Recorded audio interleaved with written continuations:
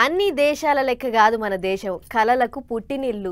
మన పండుగలు, పబ్బాలు, మన ఆచారము, మన పద్ధతులు, మన సాంప్రదాయాలు దేనికవే గొప్పవి. తీరొక్క రంగుల పువ్వులన్నీ ఒకటే చెట్టుకు కాసినట్టు ఉంటుంది. ఇంటింటికో పద్ధతి, ఊరూరుకో పండుగ, రాష్ట్రానికో ఆచారం. గిట్లా అలగలగ ముచ్చట్లు ఎన్నున్నా మళ్ళీ అందరం కలిసిమెలిసే ఉంటాం. గదే మన గొప్పతనం. ఇక ఆ గొప్పతనం అందరికీ తెలిసేటట్టు సెంటర్ సర్కారోళ్ళు లోక్ మంథన్ అనే కార్యం షురూ చేసిర్రు. ఒక్కసారి అట్లా పోయి చూసేద్దాం పారి. అగ చూడర్రే, తీరొక్క తీర్ల పీకెలు, బుర్రలు, సన్నాయిలు, కిన్నెరలు, వీణలు, డప్పులు, తప్పెట్లు, బుర్రకథలు చెప్పేటోళ్ళ తుంబూరలు, మన ఆదివాసులు వాయించే డోలు డోలకులు, కొమ్ము బూరలు, రాజుల కాలం నాటి పొడువు పొడువు పీకెలు, తాళాలు. గిట్ల ఒక్కటేంది ఎక్కడెక్కడికి ఏంచో వెనకటి సామాన్లు అన్ని తెచ్చిపెట్టిండ్రు.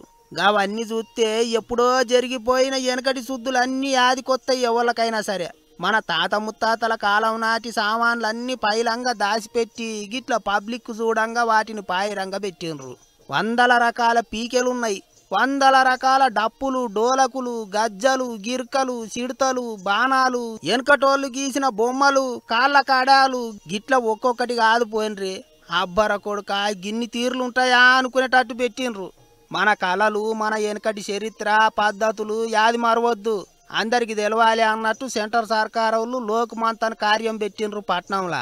గీ కార్యంలోనే మాట ముచ్చట్లు చేయనికే రాష్ట్రపతి ద్రౌపది ముర్ము మేడం ఢిల్లీకేంచి వచ్చింది. శుక్రవారం నాడు మాట్లాడుతుందట మేడం. ఇక గురువారం నాడు లోక్ మంథన్ కార్యాన్ని సురువు చేసిన మాజీ ఉపరాష్ట్రపతి వెంకయ్య నాయుడు సారు జోరుగానే చెప్పిండు ముచ్చట్లు. జమానా సంధి మనకు అచ్చుబాట వస్తున్న మన కళలను కాపాడుకోవాలి అన్నట్టు మాట్లాడిండు సారు.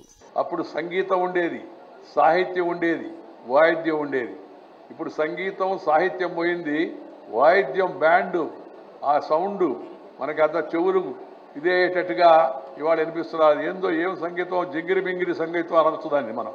దానికి కారణం ఒకటి మన భాషను మనం మర్చిపోవడం, రెండు మన సంస్కృతిని మనం మర్చిపోవడం, ముందు మన వేషధారణ మనం మర్చిపోవడం.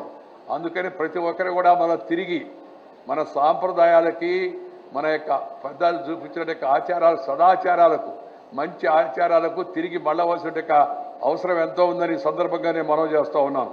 ఇంకో పెద్ద ముచ్చట ఏంటిదంటే మన కళాకారులు తయారు చేసిన పెద్ద పెన్నును మోసుకొచ్చి లోక్ మంథన్ జరుగుతున్న శిల్పారామం కాడ అందరు చూడంగా పెట్టిండ్రు. ఆగో ఎంత పెద్దగా ఉన్నది చూడర్రి పెన్ను. ఈ పెన్నుతో రాయాలంటే ఓ 10 మంది కలిసి పట్టుకొని రాయాలి కావచ్చు. ఈ పెన్నుకు రికార్డులు కూడా గట్టిగానే వచ్చినట్టున్నాయి. అగో పెన్నుకొచ్చిన రికార్డులన్నీ కింద ఆడికేంచి ఇందాక వరుసగా పెట్టిండ్రు. ఇంకో 2-3 దినాలు ఉంటుందట లోక్ మంథన్ కార్యం. మన వెనకటోళ్ళ సామాన్లు, వాళ్ళ కథలు అన్నీ తెలుసుకోవచ్చు. పబ్లిక్ అంతా ఓ పాలు పోయి చూసిరాండ్రి.